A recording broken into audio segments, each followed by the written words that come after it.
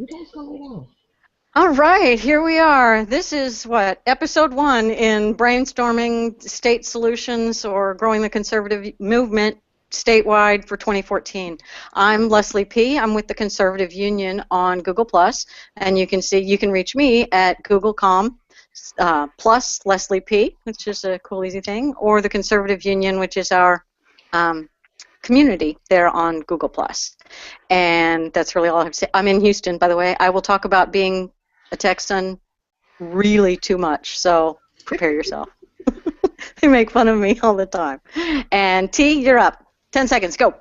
Hey, I'm T. I'm up in the unconstitutional, or the state formerly known as the Constitution State of Connecticut. And I'm moderator for the Conservative Union Connecticut. I also moderate a preppers community. And I'm just I'm a brand new budding activist. Last year was the year that I suddenly turned 50 and ended up being one of those card-carrying, bus-riding, sign-waving, buttons-on-hat people. Awesome. Oh, yeah. And I advocate everybody get involved. And you're one of our new communities. Actually, yeah, you and Greg is with our newest community. Connecticut is one of our new state communities on CU, and you have hit the ground running like nobody's business. It's been really awesome to watch. I'm trying to light some fires under behinds to get people moving. Absolutely. We're going to do it. Ryan, your turn. All right, my name is Ryan Bickmore. I am from Utah. I'm the moderator of the Conservative Union Utah community and also pretty active in the main community on Google+. JD? Hi, I'm JD. I'm from New Jersey. You can find me on Twitter at NJ_libertarian. I write for freeradicalnetwork.com, and I somehow something I said on my bi-weekly show helped to get this thing together. Don't blame me. Don't blame me. You inspired me. It's not your fault, though. Okay. Greg? Yeah, so I don't know how I'm going to follow those wonderful introductions, but I'm from Washington State. As I think Leslie mentioned, I volunteered to moderate the Washington State community, and I honestly do not know how it's going to work out, but I'm going to give it a try. We discussed really how busy lives we all live, so I'm going to give it my best shot. I am a card-carrying conservative for sure. Been a conservative really most of my life. You can tell by my profile picture, I was in the Marine Corps earlier in my life, and that really set forth a lot of my my views and my real affinity towards people who are honorable and do the right thing and claim responsibility for their behavior and really do care about their neighbor. So that's where I am and a little bit about me. And Fishy is froggy today. She's got laryngitis. JD, you've been reading what she's been writing in the chat? Yes. Felicia Cravens, you can find her at plus Felicia Cravens. She's also at something fishy, that's FISHIE. On Twitter, she is a founder. She was a founder of the Houston Tea Party Society. She's editor at Free Radical Network. She's a general TX, Texas GOP troublemaker for 15 years, and that's a mess down there in Texas. And she's a rhino. That's one thing to know about her is she is a rhino. And she's gonna kill you. She cops to it. Hey, it's not me. Maybe that's why Percy's barking. Well, okay. I will say Republican in name only because she's more Libertarian Tea Party, because, you know, when I think rhino, I think The bad rhino. big government, those guys, and that's Yeah, not her. the Democrat lights. Yeah, that ain't fishy. But Corey? in that respect, she should be proud, Mm-hmm. you know, because she's trying to bring the party back to where it was. Oh, yeah. Small I think all government. of us are. And and if necessary, we all have to become rhinos. Mm-hmm. Okay, Corey, introduce yourself. I've never met you either. Well, it's nice to meet you all. My name is Corey Pate, and my husband Andy and I started the Party of Choice a couple of years ago, and we do a couple of things. Mainly, we focus on training conservatives to explain their beliefs in a way that young people and independents can relate to. My husband Andy is a former Marxist who is now conservative as conservative can be, so he has a really unique way of looking at the issues and explaining them. The other thing that we are really focusing on this year is uniting the right, because we are all fighting and stabbing each other in the back constantly, and our opponent is so unified that if we don't learn how to work together, then we are doomed. You can reach us at www.thepartyofchoice.com, and we're also on Twitter at Party of Choice, and then we're also on Facebook under The Party of Choice. Excellent. And you know, most of us, I think, if you just find us on one site, we're all cross-linked, and you know, my about page on Google lists all of the blog that I participate in, which is Liberty's Torch, the blog affiliated with the Conservative Union, and all of that stuff. So if you find me in one place, you can find me everywhere, and that's probably the case with all of us. We have, I think what we've got here, and we've just stumbled into things by, you know, serendipity or somebody up above looking out for us. We've got a good cross-section of people here who are focused on conservatism, not so much republicanism, and I think most of us are... Hence the name Rhino. Right. Most of us are like reluctant Republicans because we understand that elections are a binary choice. And if you don't choose, and that's good, bad, or indifferent, it just is. And, you know, you fight the battle you're in with the army that you brought. But what we can do and what we have to do is improve the Republican Party, because right now the establishment of the Republican Party kind of sucks. But I'm not willing to run away and give it up because, you know what, they're not better than us. They're just more entrenched than us, and they're more willing to, or more able to, give up their time and devotion to staying the cronies that they are, because, you know, it makes them money and all of that kind of stuff. And but we have to be, and I think we can be, smarter and a little bit more ruthless and perhaps a little bit more creative and take their party away from them from the ground up, because they're very top-down people, you know, the and by establishment I'm talking Boehner and McConnell and all those guys who are not bad people, and you know, I'm not interested. That's where the money is. Yeah, and that's their profession. Yeah, that's their profession, and exactly, the state level, that's their job. They make money at it, and they're good at it. Yeah. It's like, not just. Oh, sorry. Go ahead. Later this month, the Connecticut GOP is having a meet and greet fundraiser where suggested minimum donation to attend this event is $125. And it's like, yeah, okay. I did blast. I sent an email because they started an exclusive group that is in their book is chump change, but hey, you know, I think it was like $18 a month, and I'm like, you know, for the working poor, we you know, that might be, you know, a meal, and we I'm have gonna cancel my HDTV because it's $10 a month. I mean, come on. Right.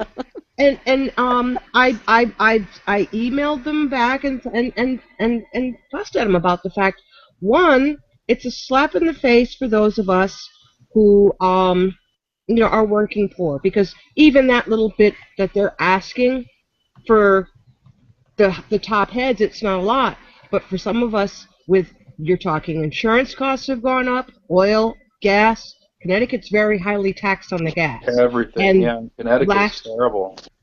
year they went retro. It's like, how, I've never heard of any of a state doing retroactive tax increase. But that's what our tax and spend government here in Connecticut, which is triple Democrats at the state legislature and the both houses of the state legislature, as well as the governor, being Democrats. We have to, and then on top of that, they named this exclusive little club the Minutemen. Wow.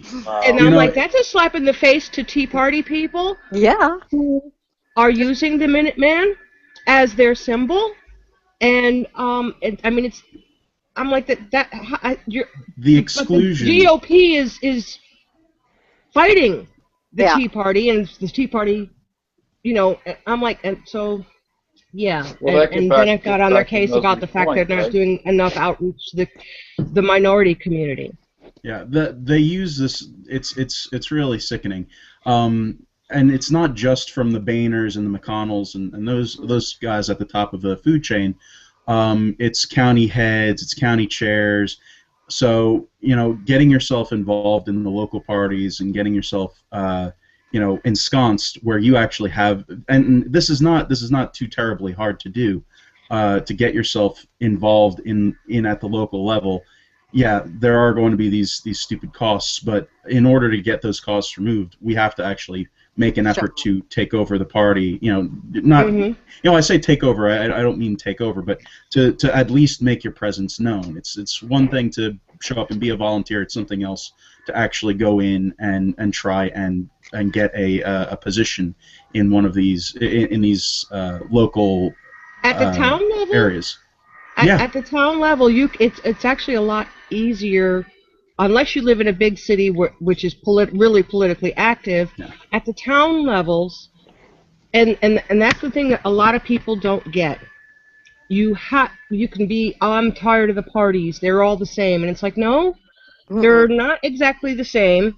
One, but two, if you are not doing something, then you're part of the problem. I don't know. Once a month, the local RTC meets at least once a month. Just being registered a Republican does not make you an RTC member.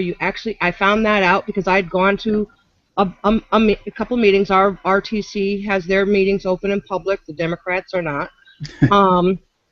And shocking. It's like, yeah. So then I was told, you need to officially become a member. Because as an RTC member, you are an unelected official that represents the Republican Party. And with that comes the responsibility of helping to pick the candidates that will run. This year, here in Connecticut, the state level legislature and the governor, and we're in, I guess it's class 2 or 3, where our House of Rep are all getting elected. We have all Democrats up at the federal level. So it's like, okay. It's so super important to have an influence on picking, who not just who gets elected, but who runs. Who runs, because you have these instances where, and obviously there were some other mistakes made, but the fact is, if Todd Aiken was properly vetted, maybe he wouldn't have made the comments that he made. If there was better training, if there were more, if there was a better candidate, that would have been, where's the problem there? More vetting at the local level. Absolutely, vetting at the local level. That brings up my question: how do we vet better at the local level? Like, I look at my local ballots, I see all these names I've never heard of. They're just guys from maybe a neighborhood over. There's no newspaper articles. There's no previous history to look at their voting history. How do you vet your local candidates? Yeah, they should be available to call, but two, and this is why it's important, because each of the candidates at the state and local level will visit the RTCs sometime, like right now in January, we had the people that we had to renew the membership in the RTC, and then we established, okay, who's going to be on the nominating committee. We're picking those for the local RTC head. Those elections will be held in March. If you're not an RTC member, you can't vote for the RTC chairman, vice chairman, etc. That's part of how the outreach is done. So RTCs, do they exist in all states? Yes. Something In along those every lines. Yeah. It's Republican Town Committee.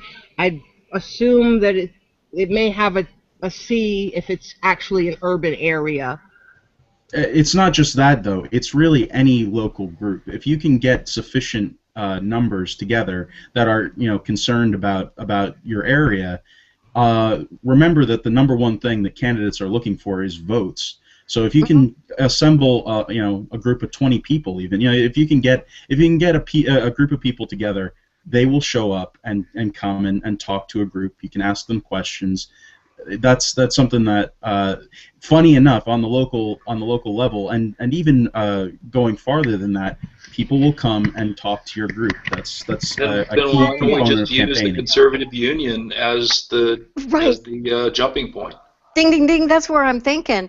There has to be a reason that we sort of spent last year building out this infrastructure of these state communities that, some of them have 7 members, and I know Greg is concerned about the massive time suck that it's going to be.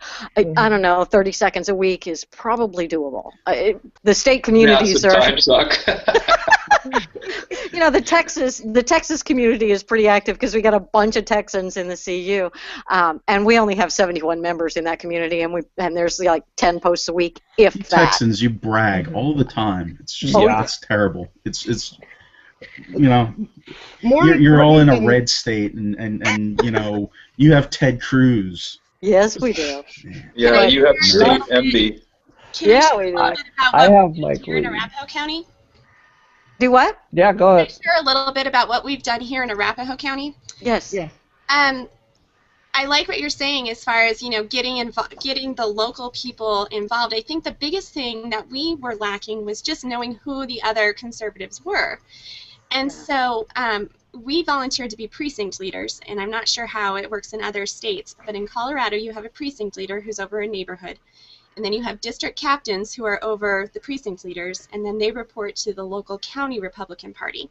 Yeah. And so a bunch of us precinct leaders didn't know what we were doing. So what we started doing was getting together once a month and just discussing issues, trying to figure out ways that we could build our network, and like JD was saying, inviting candidates to come and speak to us. We've had huge success with that because these smaller candidates like county commissioners, city council members, local representatives, they want to meet the people who are in their area, so they'll come and speak even if you only have 10 or 15 people. And so the groups that we've started, I've seen grow to 30, 40, 50. The Arapahoe Tea Party has grown up to over 100 members. So wow. Yeah, I mean, that was the first step. We didn't know what else to do, so we just started calling other people in our neighborhoods because we had the voter list. Yeah. And it's not just that, because these local candidates don't stay local all the time. If they get elected, they're always looking for the next step. So, it's good to get connections, to build ties with candidates, because candidates, naturally want to go forward and get to that next level of influence and power. So it's good to have their ear on the ground floor. Yeah. It would be really nice to see, I believe, some, either if it's article or some kind of a focus on the success that you guys are all having in your local communities, how you did it, what process you followed. Sorry. Yeah, I very much would like to be able to take those success stories of, I went to this committee chair meeting, I didn't know what the heck was going on, and then we created and we grew a group, just like the story you just told, Corey. That's awesome stuff.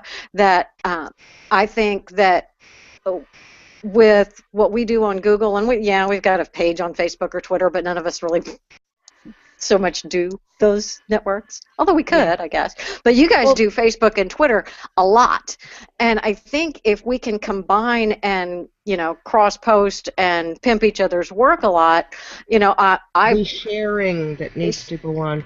Exactly. I'm willing to say, as a member of the Conservative Union Steering Committee, I will absolutely offer the state communities and the Maine community scheduling hangouts, events, promoting anything. If you can talk to a politician who maybe just wants to do a video call. I mean, heck, I emailed John Culberson and traded messages with his office, and he's perfectly willing to do a hangout with us. And he's a national guy.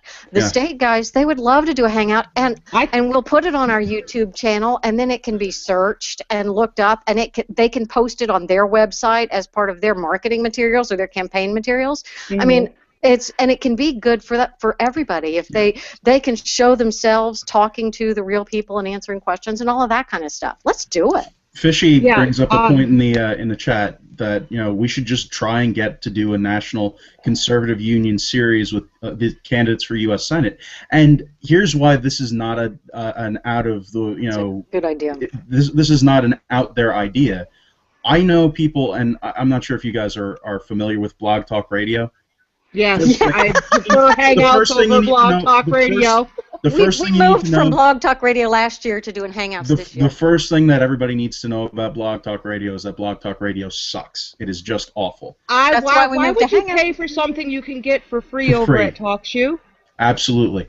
But I happen to know some people who, back in the build-up to the 2012 election, they had, and I'm not a fan of Rick Santorum, but they actually had Rick Santorum on their Blog Talk Radio show, and this isn't a huge group. This isn't a group that had a ton of people in it. This was some guy sent some lady sent an email over to the Rick Santorum campaign and said, hey, want to come on and talk about some stuff, and they showed up. So candidates like to have platforms to talk.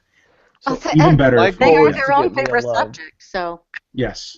My goal is to get Mia Love because our Democrat in Utah is retiring and she's running for his seat again, and I think it'd be awesome if we could get a platform to. You could help a lot. I think it'd be awesome if we can get a platform. Mike Lee's another one. I would love to get a hold of Mike Lee to talk about some of his ideas. Are any of y'all? Because we've got Doug Stryker is with. He's the one who designed our logo, and I'm just tossing him out there because I know him, and he doesn't have time, just like none of us have time. But we could do something and create the graphic that is Conservative Union in partnership with FRN and Freedom of Choice or Party of Choice, sorry, and come up with something that looks good. The Senate series or whatever, something like that. Because if you have a graphic, it's real. I think we all know that. If you have a logo, then you're real, and if you have a graphic about your series, then it's clearly important and can be promoted. Well, it's more about identity, right? Right, and promoting and pimping the three of us together. Because I love the Party of Choice. I love the way you took over the language and are pushing the fact that liberty. Because as JD was saying in his show, liberty, freedom, woo, original principles. You know what? Doesn't really get there. No, doesn't sell. And in fact, it's funny because in one of our trainings, what I tell people is that liberty and freedom are great words, but when you use the word liberty in today's society, what does it mean? People think of powdered wigs and knickers. Right. And then if you think about freedom and you start talking about freedom, people think you're overreacting because they're still free to come and go as they please, to do what they want, hang out with their friends. But when you use the word choice, people know the instant a choice is taken away from them. And so absolutely straight to the heart of the matter. Yeah, and that's why it was such a crime that. Sorry, go ahead. You. That's why it's such a crime that choice has been taken away from us as a word. Just like a ton of other words like liberal. I mean, classic liberal. We can go into that whole thing, but we shouldn't because it's dumb. But the left has taken so many of these words away from us. It's time that we take some back. And choice is a very good word to take back. And it freaks people out, especially Yes. on the left. When you flip it on them, it's hilarious. Yeah. Going and saying, oh, you're the party of choice. Great, I'm a feminist too. Oh crap, what? Yeah. choosing to not to get only critical care when it comes to your healthcare plan versus having something imposed on you by the state. There's choice being taken away there. And that happens just so much in our under our current government. Well, from a resource standpoint, I think it would be, we were just talking about capturing successes, but to facilitate common messaging and to, facilitate information sharing, having, I believe, a resource that we could tap that, for example, lists all of the liberties that have been impinged on or infringed on or taken away over the years. For example, motorcycle helmets. That's a safety issue, right? But depending on the circumstance, you may not want to wear a helmet. In California, the statistics showed that you're kind of stupid if you don't wear a helmet, but the deaths associated with riding motorcycles were really not necessarily associated with not wearing helmets, but they decided to latch onto that and eventually passed a helmet law. I mean, that's just, I guess, not the best example, but there are a number of things that people think back to when they were kids or where they grew up, where their liberties and their choices have been removed. Absolutely. To go briefly back to the senatorial candidates thing, right now we're in primary season. Yeah.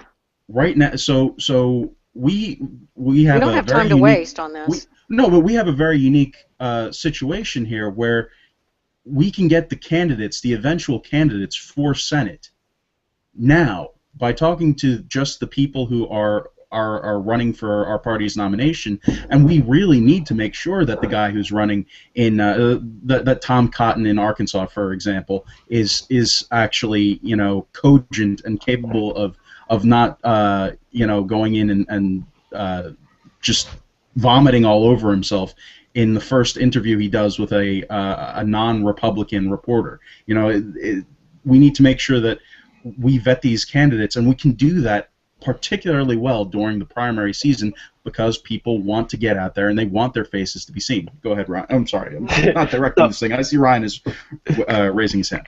I always have a hard time with Hangouts because everyone's talking and I don't want to jump in and interrupt someone, so I always just kind of raise my hand. I think with all of our platforms we can probably get a lot of good candidates because some of you have more followers on Twitter or Facebook, and we have the official Conservative Union on Google+. I bet you we could get Milo or Milo, some of the libertarian guys to get in on asking the candidates, Facebook people. And so if everyone emails and does from their different platforms, say, hey, will you join the Conservative Union for this Hangout on Air? We want a few people. We'll even give you a list of questions beforehand if you want. We'll email you a list of what we want to ask, but we want to give you a platform to reach, how many does the Conservative Union have now? 4,000 or so? About 4,000. The Libertarian, I think, is around 10,000. Say, we'll share with these people. We'll help you if we like what you have to say, and we'll push for you and campaign for you. And I think we could get some pretty big people on to do that if we show them that we're serious about it. I've got some pretty good connections here in Colorado. I know some people who are working on Ken Buck's campaign, and I actually am friends with Owen Hill's wife.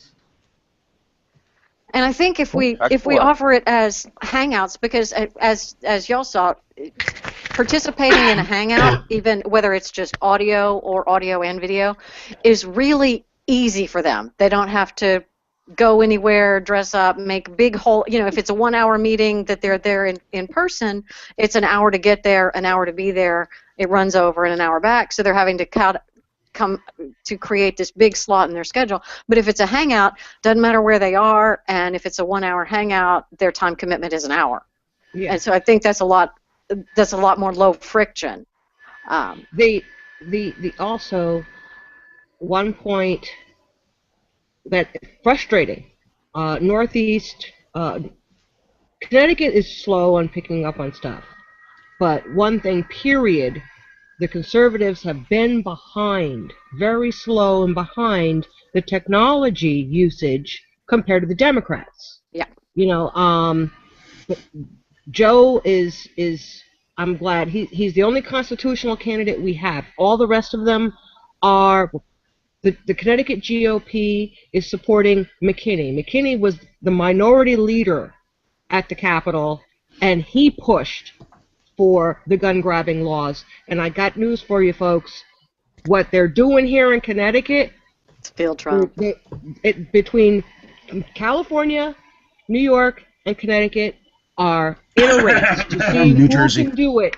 The thing is, Malloy is gunning for a seat up at D.C. He's already got his house up for sale.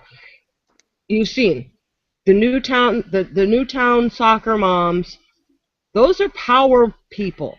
All that money that got donated, very little of it was actually given to the families. The rest of it's going for, there's two groups that are funded to go spread the gun grabbing message across the country. It's something that's super well funded. You've got billionaires behind it. You've got Bloomberg is no longer in New York. Bloomberg is looking to he's got his targets. The reason they went and did the meeting yesterday, the rally yesterday, was because Joe Visconti was the first announced candidate. He filed April 4th, 2013, the paperwork, the day that our state legislator handed the unconstitutional gun-grabbing bill over to our governor to sign. And, he doesn't have big money. So they're like, we can get rid of him by just one. They're not giving him the press. So he's getting ready to put the first TV ad, and it's going to be not in the state of Connecticut, because right now he's not going to be able to get any funding from the state of Connecticut. He's putting it out in Texas because this is a national issue. Yeah. And he's got to be fighting Bloomberg money. He needs support across the nation. And that's a big deal, especially in the Northeast.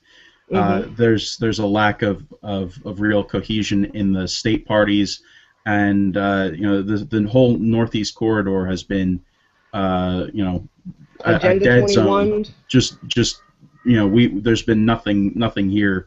Like when Chris Christie is the guy that you can tout as being the Republican who won in New Jersey. That's not He's such Democrat a good record. Yeah, He's Democrat light. So, but even then, I'm glad to have him. I definitely would rather have him over Corzine. Or a Democrat. But, yeah. But what I'm trying to say is that we really do need to make it so that we understand that liberty crosses state lines. So we need to make sure. And I used liberty again. I'm sorry. we need to make sure that the activists that are maybe a state away, we need to make sure that we're all on the same page and we can organize and get stuff done on a local level. But back to the primaries thing, it's such a baffling thing because people don't know when their primaries are. People don't know what the important Senate seats are. This is a phenomenon that kind of is crazy to me. When I'm going to go off on a slight tangent here. When my team, the New York Football Jets, were eliminated from playoff contention this year, the first thing that I did was I looked up what our areas of need were for the team, and I looked at the draft prospects for the next football draft. We don't do that when it comes to politics. Where's the scouting report on candidates for Senate elections? Where are the blog posts from Ace of Spades or wherever that say, oh, hey, these are The the important Democrats. elections this year, so let's take a look at these primaries. Let's make sure that we have these primaries down so that we get the best candidates in. Like, there The are seven Democrats. people running in Georgia. There's 7 people running in Georgia for a vacated seat there, and we have some good choices to upgrade that seat. There's just a lot of stuff that the average Republican voter, we don't know about these things, even on a state level. Even people who are from that state, we don't know who our primary candidates are. So, there needs to be some push to, in addition to the videos that we're proposing, there needs to be some documentation, some kind of profiles of these candidates, because I don't know if anybody else has seen them. I haven't found anything. You could go to Real Clear Politics maybe, but that's not. Yeah. Yeah. I know I saw a list, and I can't remember But a where list it was I is saw it that a actually list is listed. such a it's such a low. It's just a list. It's got names. That's it. I No. want This details. this didn't have names. All it had was the states with the dates, each by month. Oh, we have Who them. was Yeah, doing- it's in the group chat here if you want to see it. But Okay. it's The not good just news the is dates. It's the people. The good news is that Pradeep Shankar is listening right now. He's still working. Apparently, radiologists actually have to work to earn their big bucks. But He doesn't work. He posts like I 300 know, things a I know. Really, Pradeep Shankar is our name for the call center in India. Anyway, he's listening, and he's who I've been thinking of for maybe running point on the Senate side of things, as far as, because he keeps lists like in his head of who the candidates are and who the guys are running for primary and how we can get to them, and he's got a lot of contacts as well. So even before he put a comment on the event that he's listening, I was thinking, okay, I got to contact Pradeep after this is over, because I'm really going to be relying on him to help us out with this. Yeah. And he knows, he's good at pulling this information together, and also he can contact some of the people and work some of these angles. And what I do before every election, and I vote in every primary, every runoff, all of the really obscure little elections that nobody even knows that are scheduled off. And before I vote, I do take the time to research and find out who all the candidates are. Well, mostly I don't look up and research all the judges, because there's just too damn many of them. But I do look up and try to find out who all of these people are, and it takes me a good 4 to 5 hours the day before I go vote of looking at the Republican Party website and all of the different websites, the candidates' websites, and everything I can find to try to make a determination in the primary which one of these guys is a good guy and which one of these guys is a union stooge, because there's always the union stooge. Oh, yeah. We need to work on a list of constitutional questions that, and to make sure that, one, the candidate is going to be firm on what different things, not just a yes or no, because here in you think guns are bad and freedom is good. The thing is, here in Connecticut, every single last one of the gun grabbers will tell you, oh, but I'm a believer in the Second Amendment. Right. But the thing is, in Connecticut, as long as it's in regards to Nerf guns. Our Constitution in Connecticut, the state Constitution, is actually stronger and more clear than the federal Constitution. Article 1st, Section 15. A person has the right to bear arms for protection of self and the state. There's nothing gray about a militia or any of that. Each one of those guys that voted, and gals that voted for SB 1160 violated the federal Constitution and, more importantly, Connecticut's own Constitution. back to the lists thing, to the lists of potential of the primaries, all that stuff. Something that I brought up previously on a different show was the fact that it blows my mind that we're having to talk about this, that we're having this discussion. You would think that, how many do we have? We got Heritage, we got, Club for Growth, we've got Americans for Prosperity, we've got, American Majority. We have all of these. We've got all of these coalitions and groups that are extremely well funded. And in fact, I think it was when I was talking with Corey and Andrew from Party of Choice, FreedomWorks. Why is it that we have to wait for a group of a small family from Colorado to come up with a really good ad campaign? The first good messaging that I've seen on the conservative side in a billion years. Maybe it's just my millennial entitlement situation, but I feel like I shouldn't have to be the one to do this. I feel like we shouldn't be the ones that have to do this. So maybe we need to contact AFP and the rest of these non-for-profits that are on our side that apparently have time and money to run ad campaigns that are horrible. And not enough time to actually work on issues that might help. Someone has to do good marketing. Why not us? Why not you? I mean, it doesn't necessarily take much time and money. I mean, I don't have any sort of talents, singing, dancing, anything like that. But some of my family and cousins do. Maybe I can get them to sing a song, do a YouTube video or something. Yeah, but you're also not we can getting be creative and. You're also not getting paid millions and millions of dollars from big money donors to do what you're doing. So that's true. Ryan and T and Greg, as state community moderators, they make a fraction of what I, as the main community moderator, earn. I forget if it's a fraction or a multiple, whichever way you do it. It's times zero, so whatever. But yeah, we're all big bucks, I'm sure. Nobody else is getting that Coke money. Nobody's getting that Coke money. Oh my God! How much did I twist your arm to preach? Yeah, open up that Connecticut group, damn it. Damn, I wish the Koch brothers were funding me. Don't we all wish that? Yes. I was so excited when our discussed comments said we've earned 37 cents. Oh my God.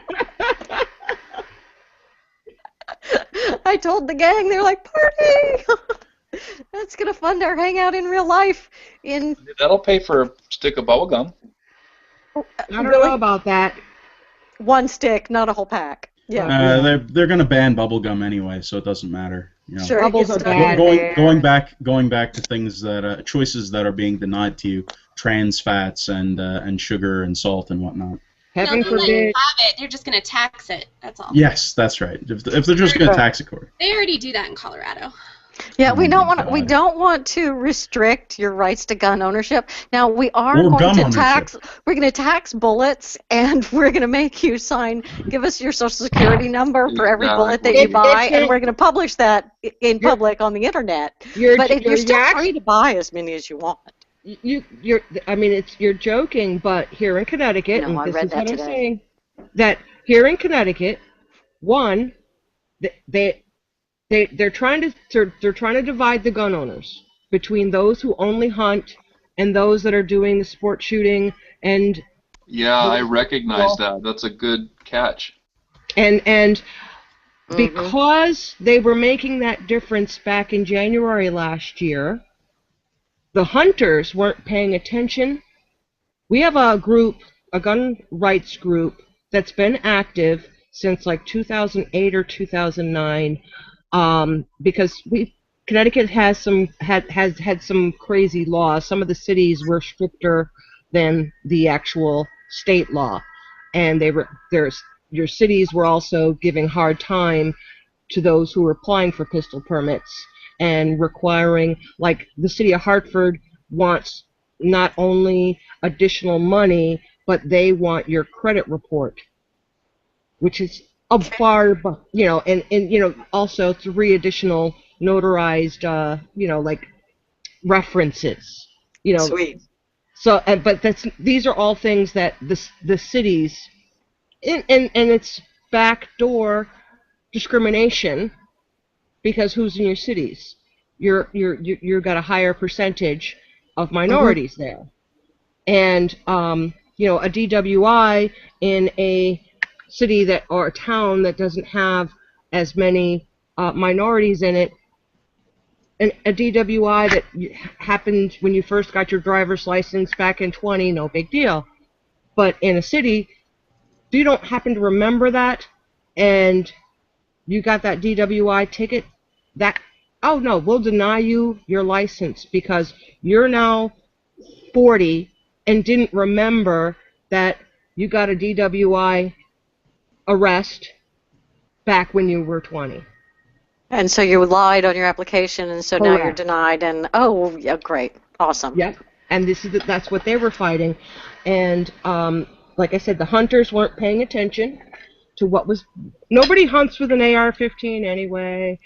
And what they found out the hard way, October 1st, was part of that nasty law was you now cannot buy bullets unless you have a pistol permit or an ammo purchase certificate, an additional tax, and to apply for that, it takes 6 weeks.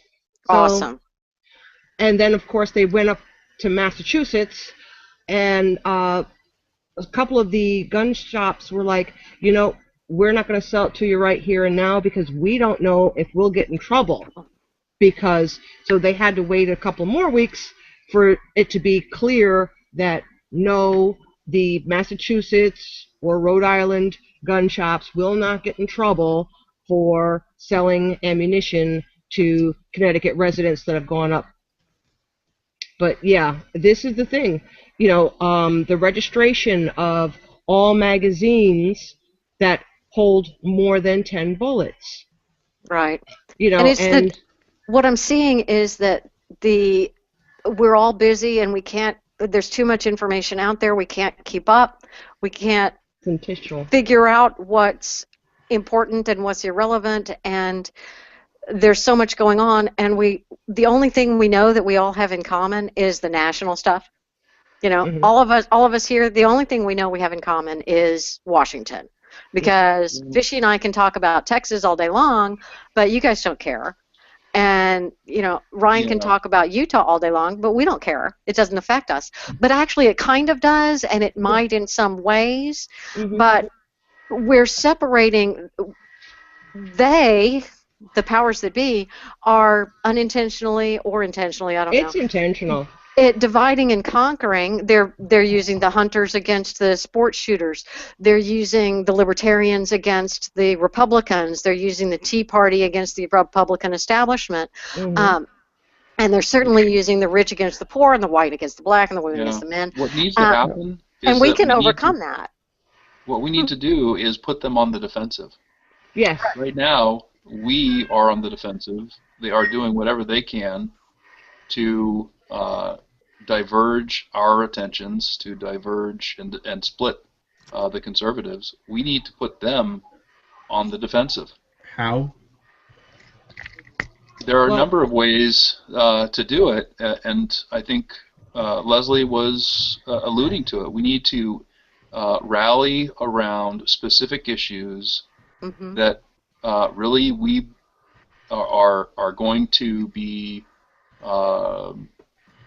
I think everyone will rally around and attack something that's important to them, and continue to do it until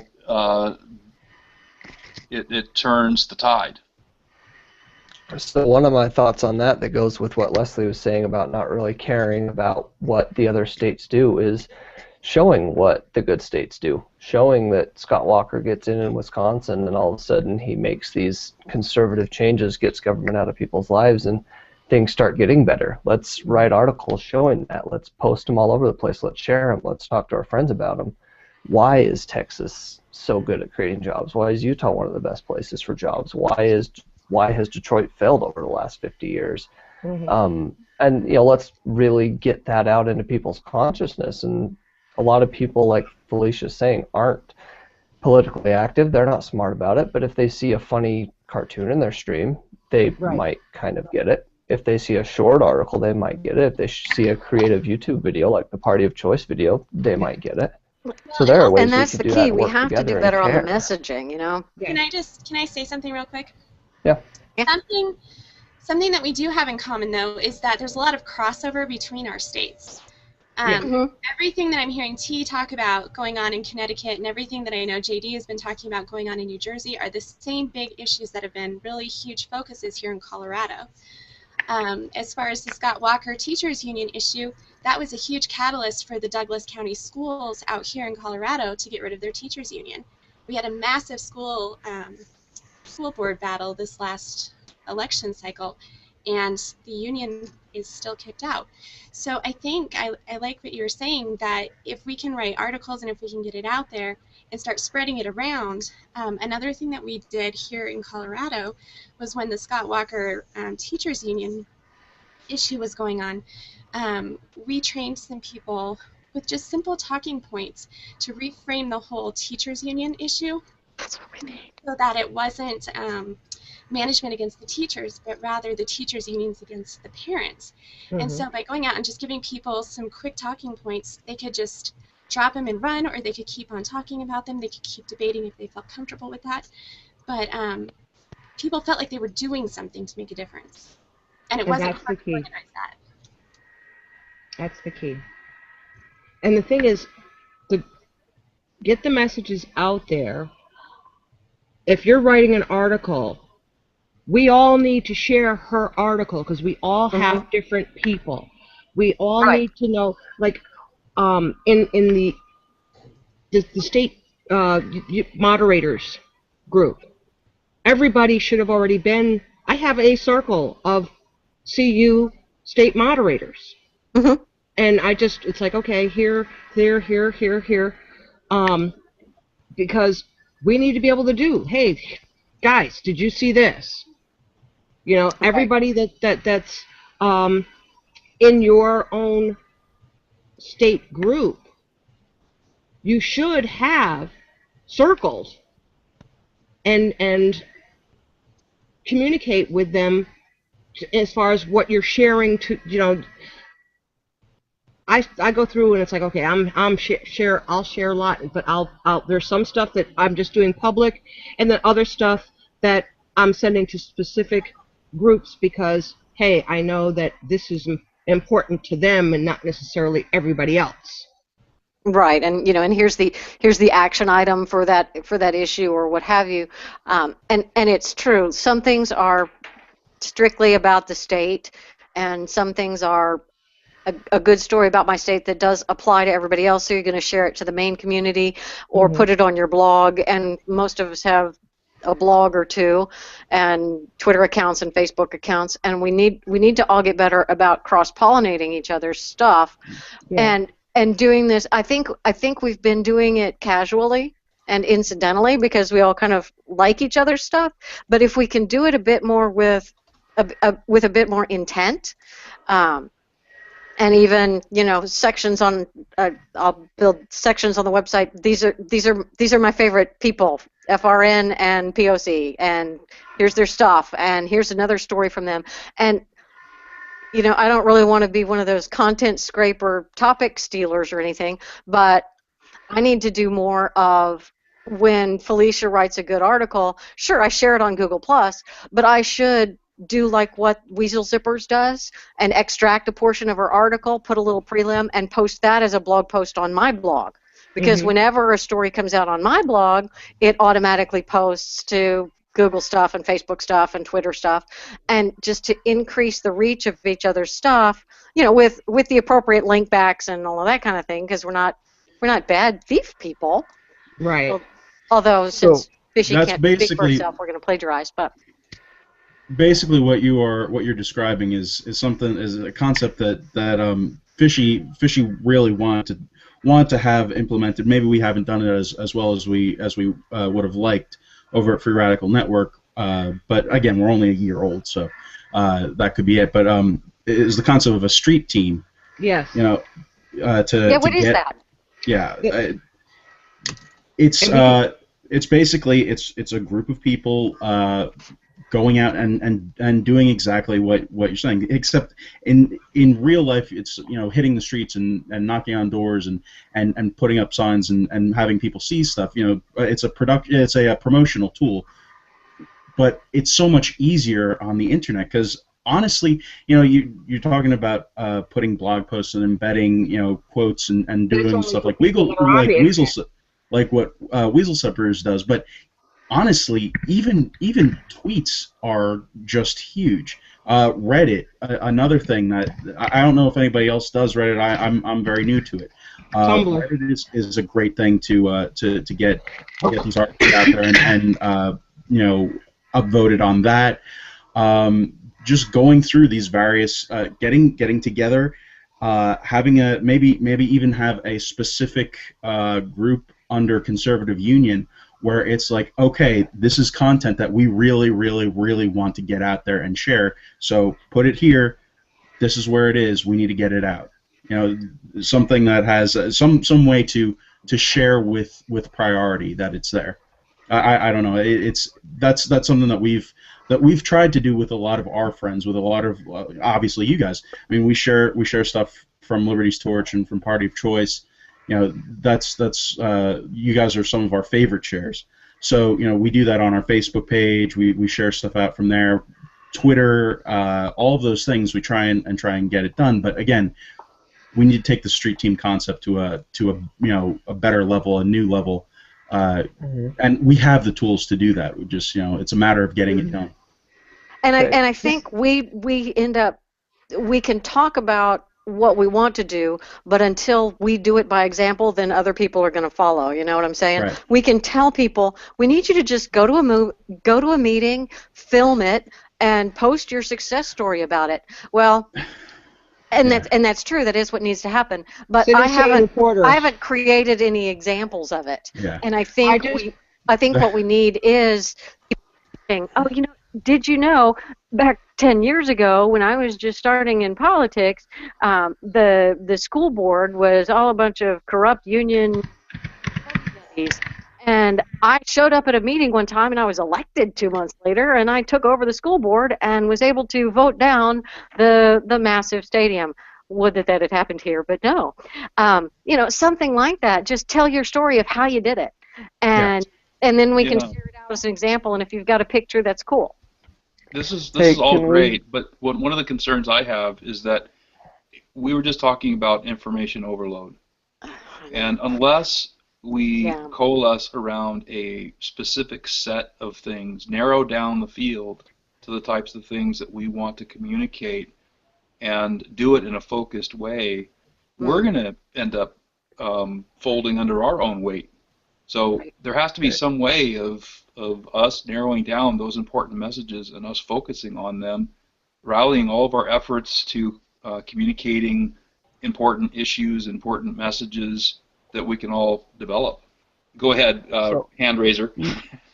My cousin Chase, I brought into this because him and his fiance have both worked on multiple campaigns, national campaigns like Mike Leonore and Hatch.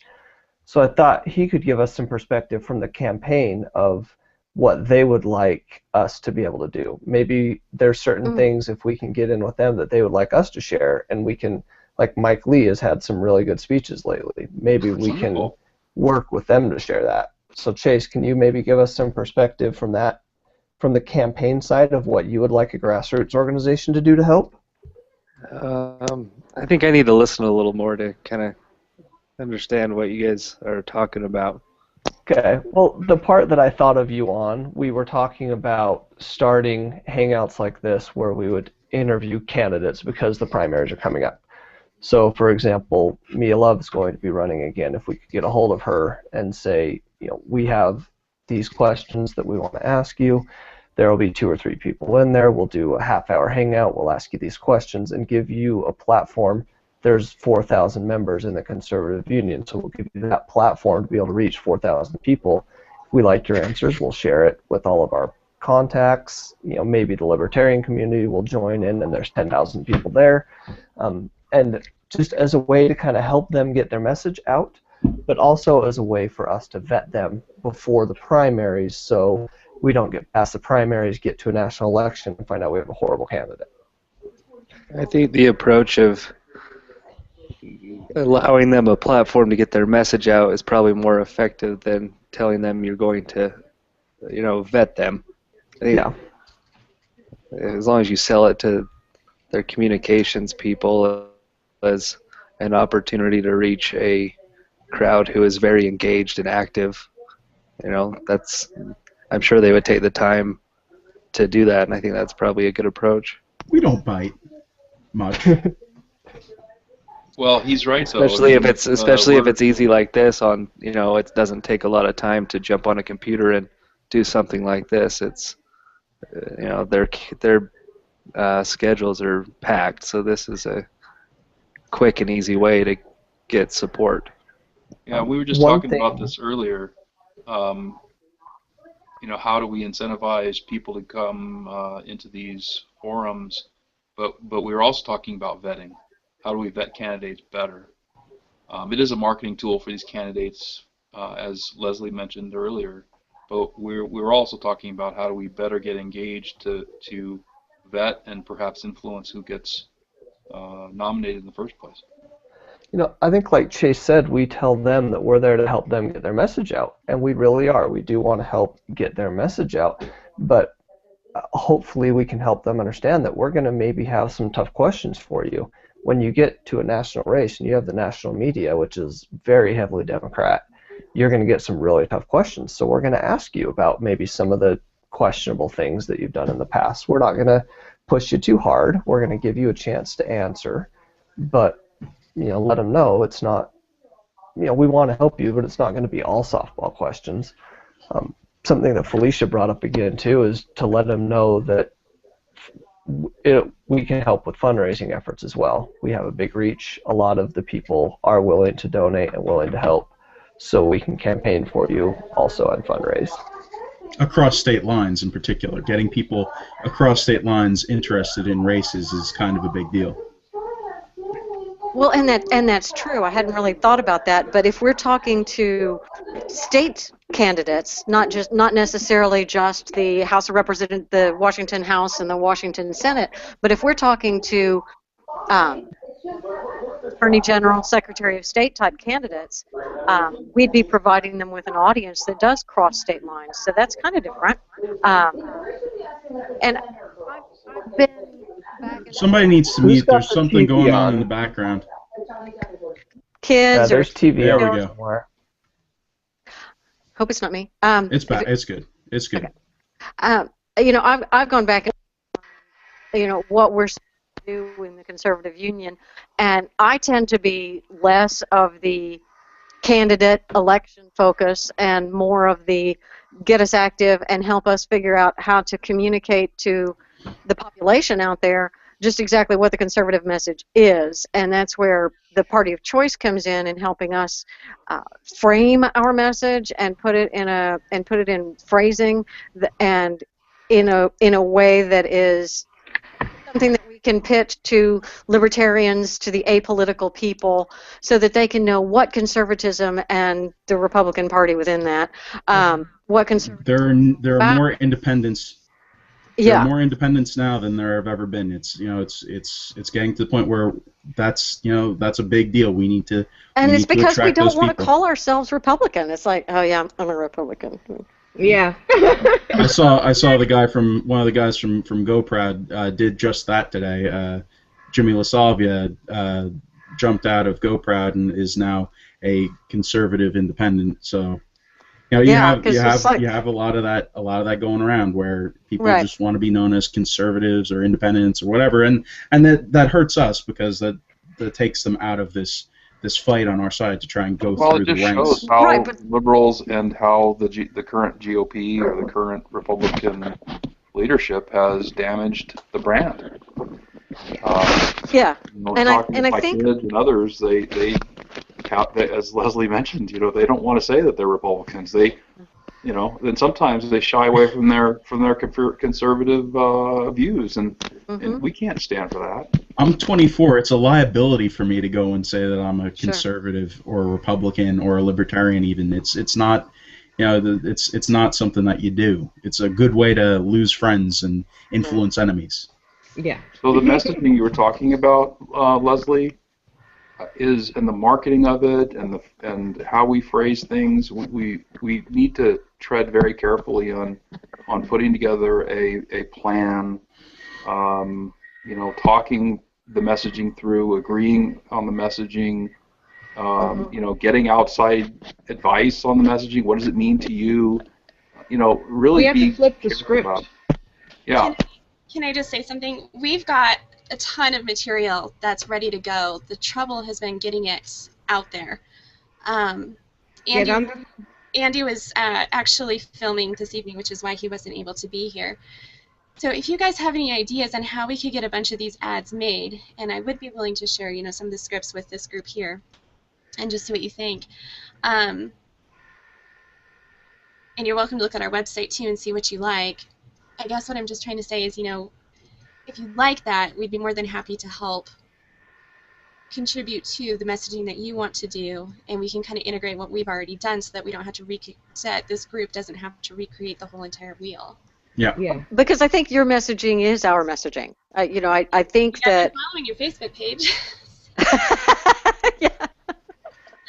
I got kicked off of Facebook. I'm scared of Facebook. I don't know. I got the liberals realized that okay, we can't shut her up, so they reported me as a spammer. Oh no! Just sign up under a different name. Nobody will know. Yep. Get a different account. That's all it needs. Well, Facebook. Well, part of the reason why it stuck this time was because they realized they did it twice. As far as they said I was a spammer, and that would only shut me down for a couple of days. But this time they said I was a spammer and a fake account because I was using Your Connecticut Avon Lady, and so it is not a real name. And I've just been like, do I really feel like doing that? It pissed me off. I'm like, Facebook, you didn't even ask me about it and ask for proof, because I didn't spam anybody. They just didn't like the message that I had to say, and it happened like not even an hour after I had warned the Common Core moderators group that I was a member of that one of the other states was asking, does anybody know about this character? And that particular person had been one of the members of the hacker team that had gone in and hacked and totally tore apart the Patriot group that I had been in. And I had given that warning, so apparently already there had been somebody infiltrated, because they were like, okay, we now have to get rid of her within 1 hour. So ugly. Why do people have to be that way? Yeah. Well, the thing is, the Democrats, and socialists, communists, liberals, that the UN folks that are pushing the Agenda 21, they are, they work as teams. It doesn't even matter that they're not, like Muslims, homosexuals, and women's rights don't normally mix, but they're using the theory of the enemy of my enemy is my friend. So, yeah. And that's where,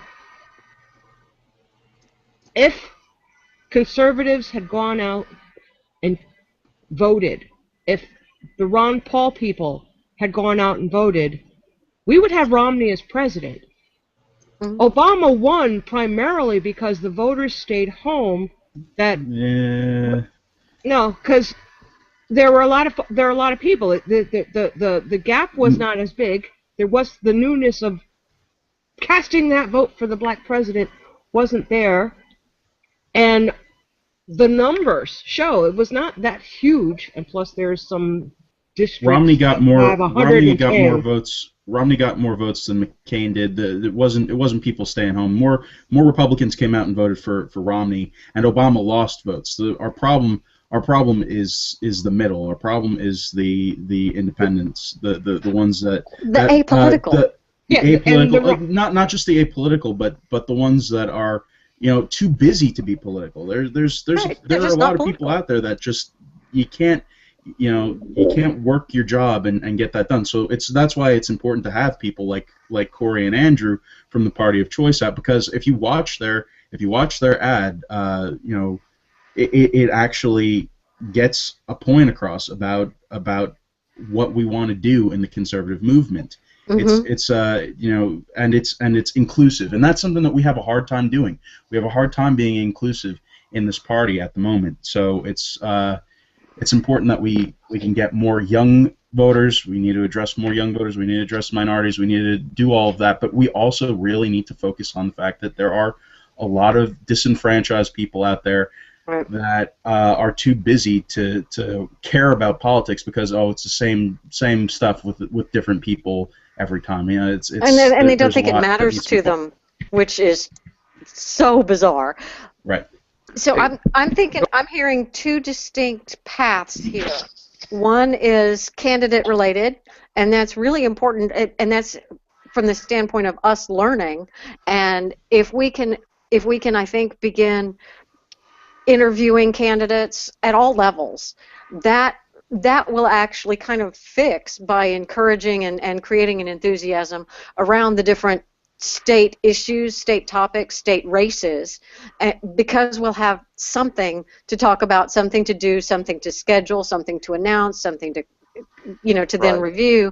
I think that kind of fixes the fact that right now what we have is national issues that everybody talks about, and that's all we know we have in common, and we're not really we have these state communities, and we have this feeling that we need to be more engaged on the state and less caring about who's running for president, because I don't care at this point.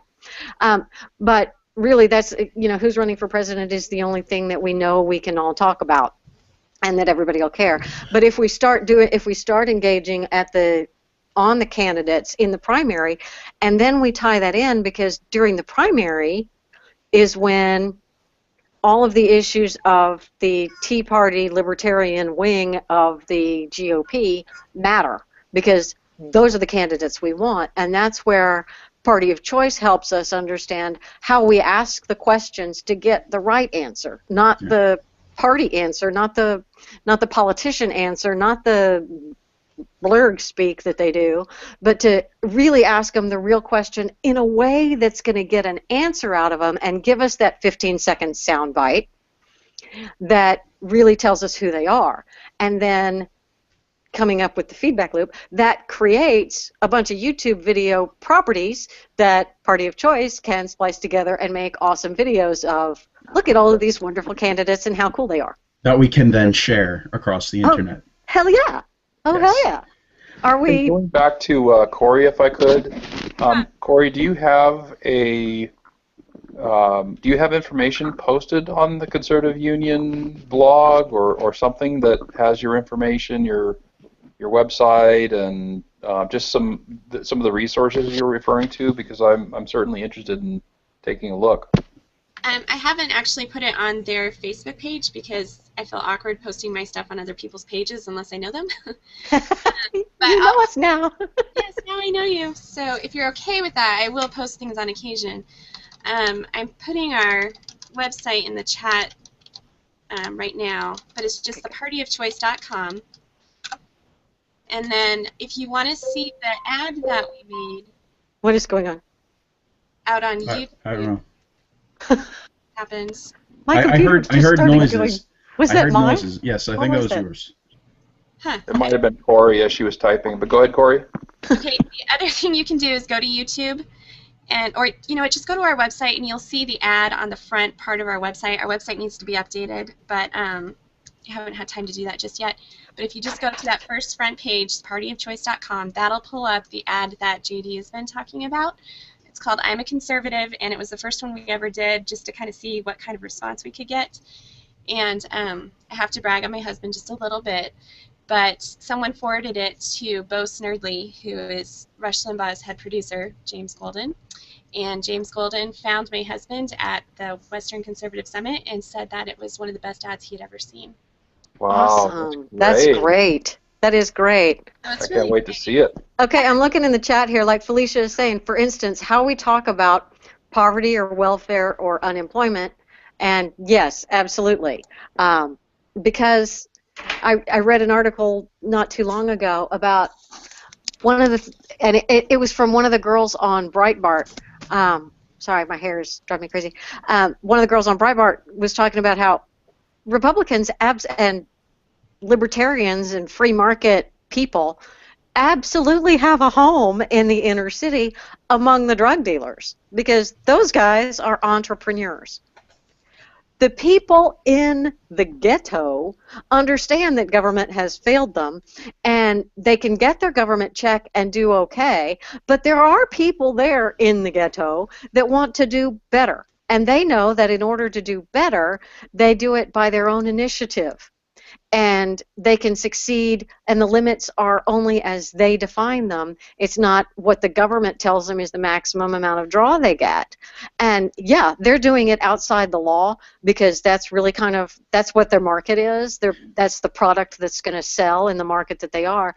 But we have to get over ourselves and understand that people we don't think of as being free market entrepreneurial types, they really are. And you know, I bet half of them would rather do a job that doesn't have the risk of being incarcerated. So if we can find a way to talk to them and explain to them that, guys, you may think that you hate us, but you really don't. You actually are us. You agree with us on a lot of this stuff. We just don't know how to talk your language, and you don't know how to talk ours, and so we think we disagree. That's exactly but we really right. don't. That is exactly right. I'm pretty sure that, as you said, people want to. I don't know if anybody else read the horrific article that Kevin Williamson put out in NRO recently about welfare in the Appalachian area of the United States, where it's something ridiculous, like 40% people on unemployment, and the way that the economy is broken down so that every month it's food stamps that get converted to Pepsi, and then those cases of Pepsi are part of this three commodity economy where you trade Pepsi for drugs, drugs for Pepsi, Pepsi for sexual services, all of that stuff.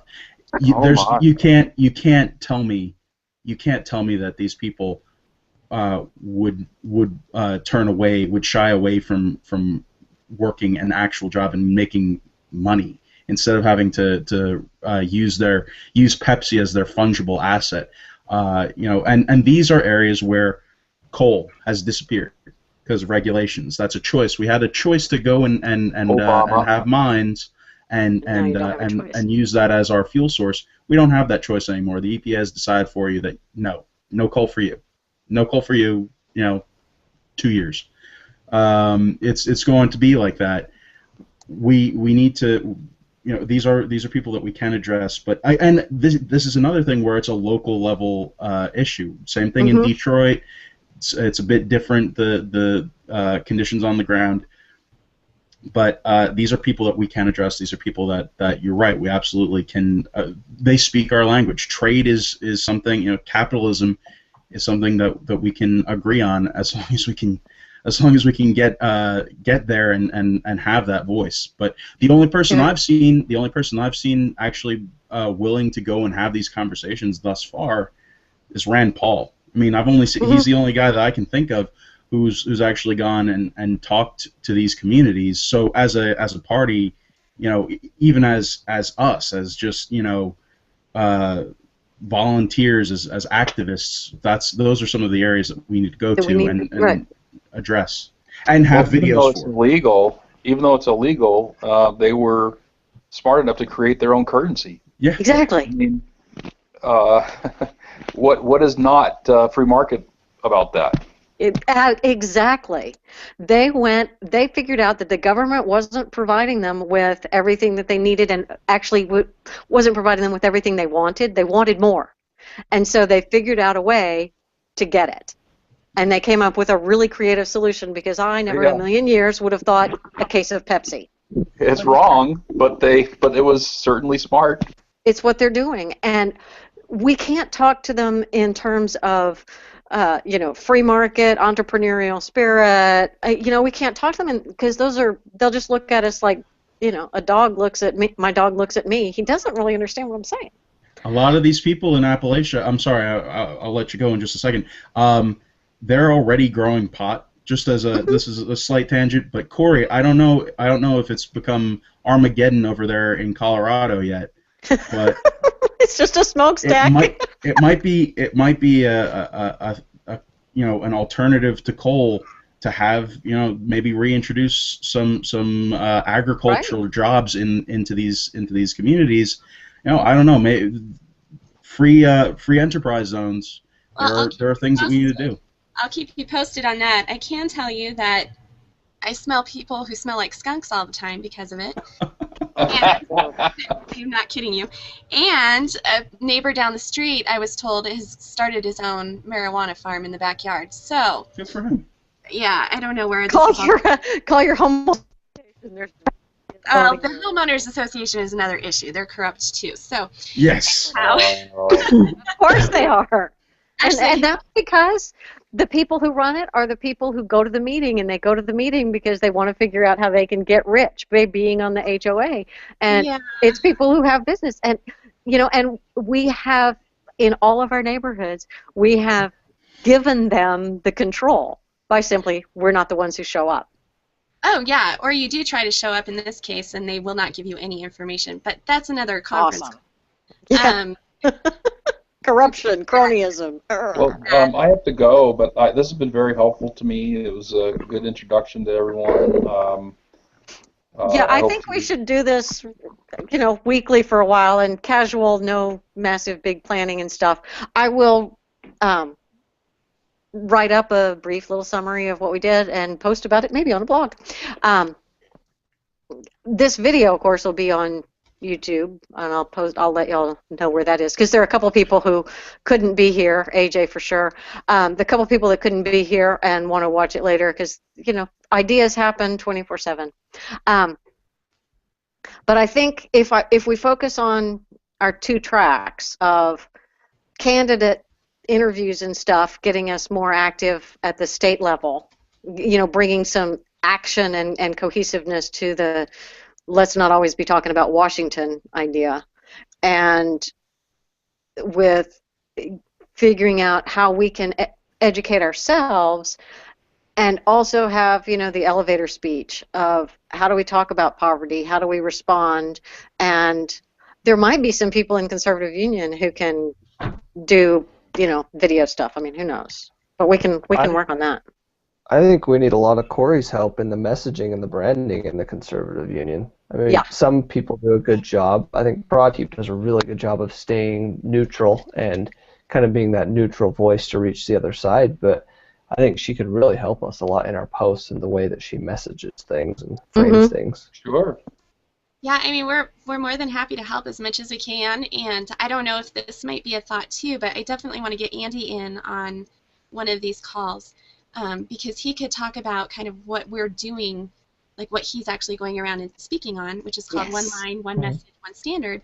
And I don't know if there's a way to hook in like a PowerPoint with this at all, but maybe we could work something out like that. You can do screen share. Yes, yeah, if you guys can tell me how to do that, maybe we could have him come out and just give you an overview of what it is that he's focusing on this year. Yeah. He can upload his PowerPoint to SlideShare. There is a SlideShare app that's here as part of.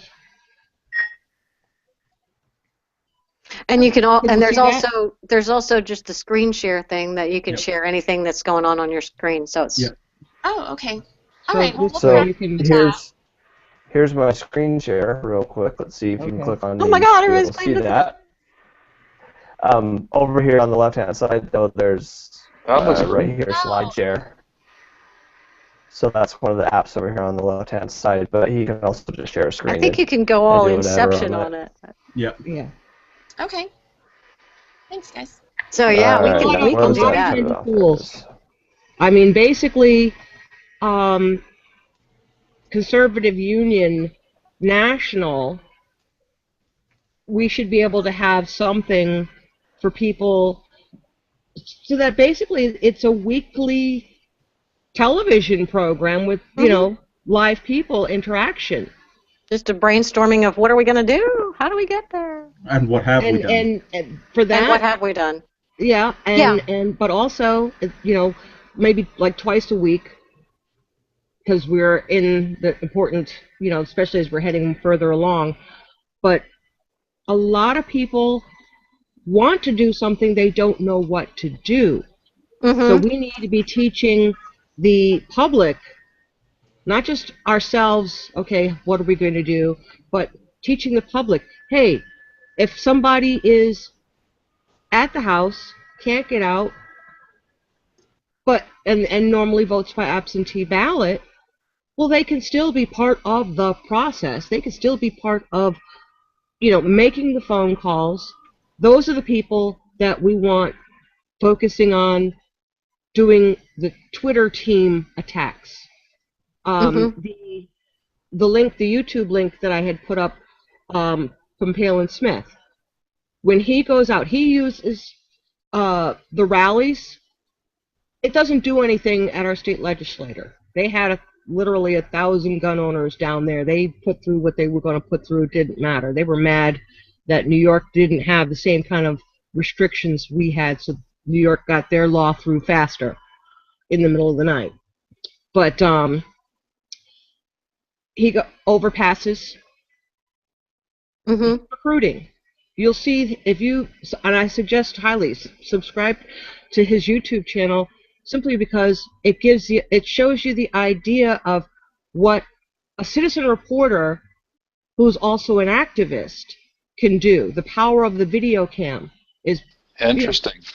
And he'll take the town meetings, and he, like this here, if he would break it up, he'll spend the time and, you know, 2 days editing and loading up pieces of everything that he's done for the meeting. He'll go to certain, you know, the town meetings, and I told him, I said, we need one of you in every state as a head, because he's the one doing it right. And basically a lot of states have them, but they're just not, well, like I know New York State has Mert Melfa is, I think, the title of, I don't know what Mert's real name is, and Palin Smith's not a real name either. It's a nom de plume.